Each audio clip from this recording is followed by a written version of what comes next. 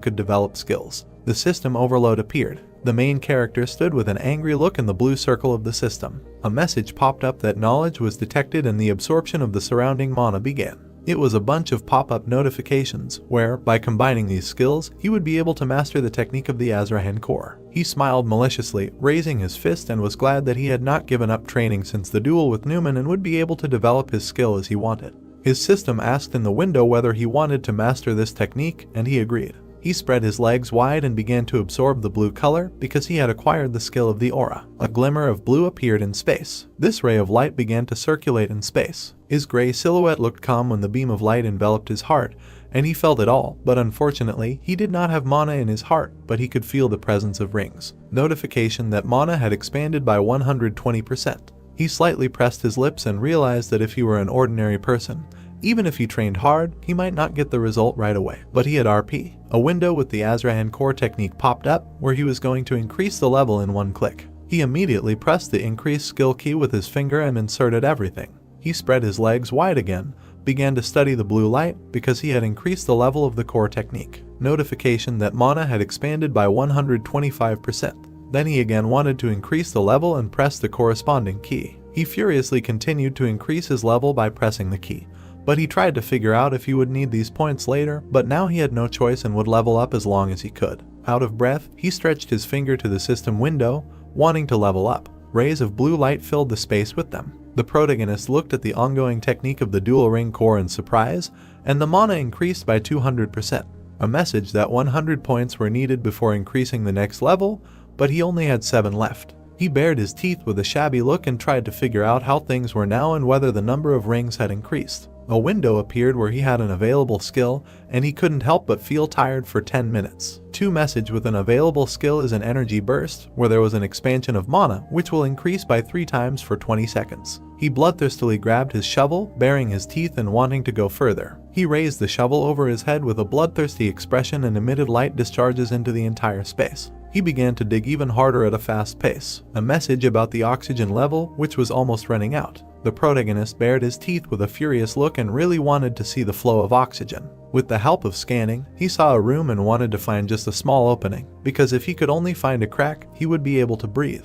He continued to dig the ground with his shovel, creating a cave. After a moment, he had already excavated a significant part of the cave. A red message about the oxygen level approaching 0. He stared ahead with a piercing gaze with the help of scanning, sweating. With the help of scanning, he saw a hole in the wall and saw an exit. Screams and dust from excavations were heard from the cave. At this time, the knight lay unconscious along with the pink snake. Lloyd continued to bloodthirstily dig the tunnel. A red message about the oxygen level was already running out. The protagonist opened his mouth wide, wanting to find a way out. That same red notification that the oxygen was already running out. With the help of scanning, he saw this hole, which was about 3 meters away. He fell to his knees. He also dropped his shovel. He was sitting on his knees with a dejected look, because the effect of the skills had ceased. While Xavier and the snake lay unconscious, Lloyd was sitting on his knees. He immediately thought about the release of energy, grabbed the shovel again and jumped up with a bloodthirsty look. He began to dig the ground again with an intensified look. With the help of scanning, he almost approached the hole,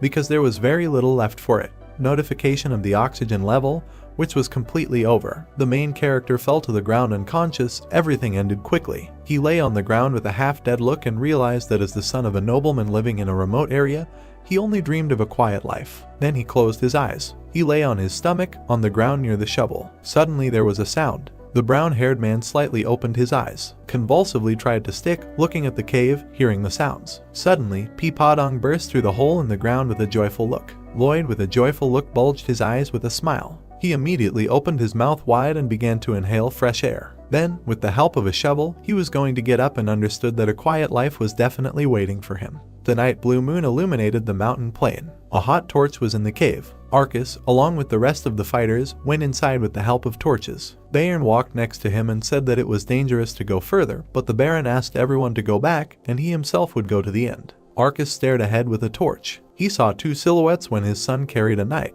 The protagonist with a tired look carried his faithful comrade on his back. A message popped up that using exceptional skills in an emergency situation had helped him surpass the limits of human ability, and the special case coupled with the skill of Azrahan's core technique had a strong effect on him. Notification with the available skill of the power mode, even when he was greatly exhausted, traces of the core technique could still have an effect. Arcus immediately dropped the torch and ran to his son. The protagonist, looking tired, carried the body of the unconscious knight. The brown-haired man and the unconscious knight fell into Arcus's arms. A large blue moon was visible through the black clouds. It was the next morning at dawn in a flat town. A man in a suit carried a wooden box, looked back at the janitor and said that he thought this young gentleman was an idiot, but it turned out that this was not the case. The sun's rays illuminated the houses of the town, and the man said that his nephew was in the thick of things. He saw everything himself. When the giant ants attacked, the master's first thought was to save the workers, and the rumors were true. It was a busy street, the town, when these guys talked to each other and said that Lloyd and the knight remained in the mine, and they heard that they killed all the monsters,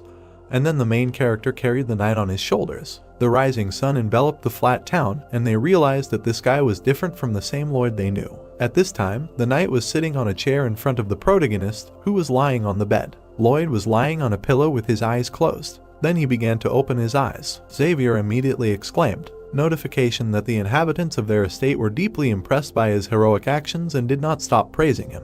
The main character looked at the status window with a half-dead look. A system message popped up that he would be rewarded with additional points for outstanding achievements, and his balance was replenished to 507. The main character immediately raised his eyebrows in surprise and realized that he had become a hero. Then he looked ahead with a smile. A white rocky path led to a cave. The workers continued to rebuild and construct it.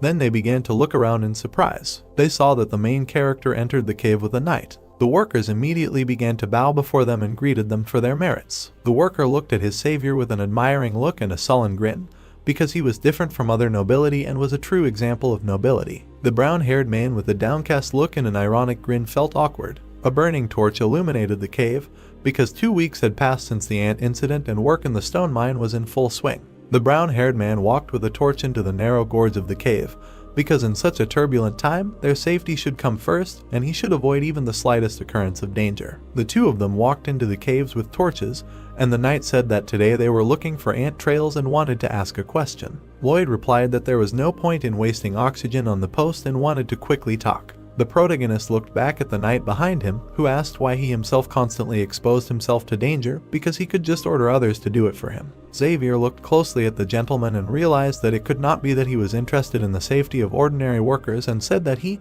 as the future heir to the estate, should be more careful. The knight looked at the back of the brown-haired man, who walked in front and called him a fool. The protagonist continued to walk forward with his shovel torch and stated that he must, so it is to bear responsibility for all possible risks. Xavier was slightly surprised. Lloyd looked at him mockingly, looked back and said that in this case, even if he throws money around, no one will dare to say anything to him. Xavier continued to look at the protagonist with bewilderment and tried to understand whether it was good or bad. Notification that the level of his sympathy for him was about to increase, but suddenly changed his mind. The two of them came to a dead end in the cave and realized that it was worth looking in another place. Still, the brown-haired man tried to look around with his scanning vision and realized that there was a hollow space. He immediately began to dig the ground, and Xavier realized that he wanted to make sure of this personally, because this is where the queen could lay her eggs, and if the eggs did not hatch later, then they must kill them. The main character made his way into a new space in a narrow gorge. He saw tied piglets and an orc tied with a web. They entered a cave where the domestic animals were completely covered in webs, and there was also a green orc. The knight immediately wanted to get his blade, but Lloyd calmed him down because he did not see any danger here, because surprisingly he was behaving recklessly now. It was a green orc girl, and Xavier tried to understand what kind of creature it was. The main character came closer and held out a torch, assuming that the monster could die. The knight explained that this was unlikely because he had heard that ants prefer to keep their prey, having previously paralyzed it. The brown-haired man immediately smiled maliciously. Spreading into a wide sarcastic grin, he realized that this was an incredible find. Then they were transferred to the palace again. It was a rescued orc named Harach who stated that Lloyd was his